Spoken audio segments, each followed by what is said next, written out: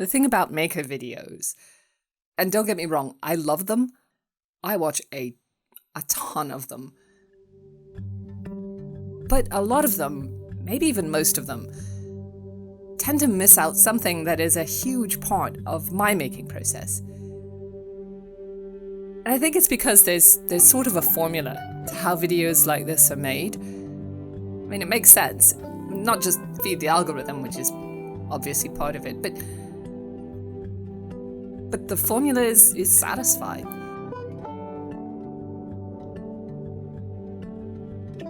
Start with the inspiration, the idea. Some of them talk about the design, even the design process, which is great. But then you rock right into the build and end up with this great reveal of whatever it is. For example, I have this pair of vintage miniature knights. I picked them up at a local antique center ages ago. And they're fun, and they're cool, and they're charming, and they were dead cheap.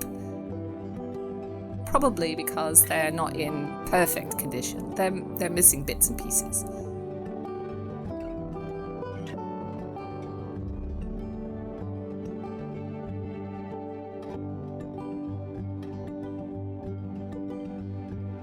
So they have these empty brackets on their shoulders, which is a brilliant excuse for making a couple of miniature shields. It's actually a really simple project. I started by making a couple of really basic shield shapes in Illustrator, and then gathered up the materials and the tools.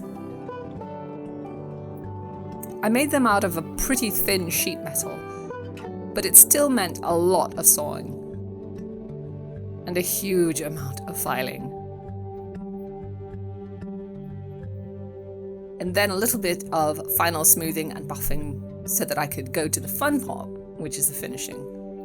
The metal I was using is really, really unforgiving. It shows every scratch and mark and just looks terrible. So the easiest solution was just to give them a good coat of enamel spray paint. Bright, colourful, simple, but still a bit boring. So back into Illustrator, where I sketched up some rims and a couple of circular bosses for the centres. I gave these a bit of additional detail so that they would fit better with the knights themselves,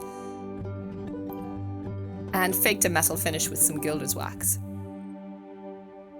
Still not enough detail, so added some symbols right into the centre, which also let me add a little bit more visual interest with some different materials.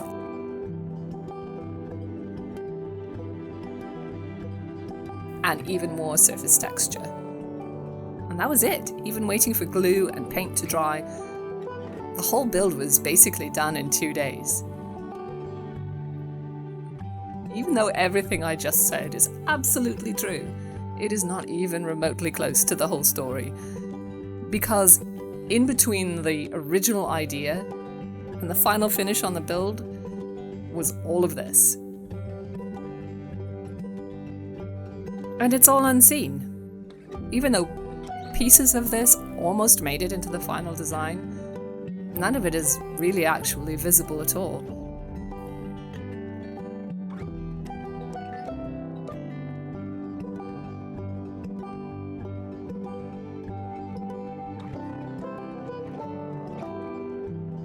But it's still really important. All of these distractions, sidetracks, and multiple dead ends still affected all the choices that I made along the way.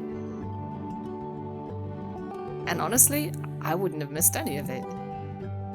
So that's what this channel is going to be about. The builds, oh absolutely. Lots and lots of builds. But also this stuff. The research, the sidetracks, the distractions, the rabbit holes. Of course, we still get the reveal too. And a chance to talk about the next project, which I'm really excited about. Obviously, I have no idea where it's going to end up. But so far, it's involved deception and lies, secrets, old books, alchemy and medicine and poison. See you later.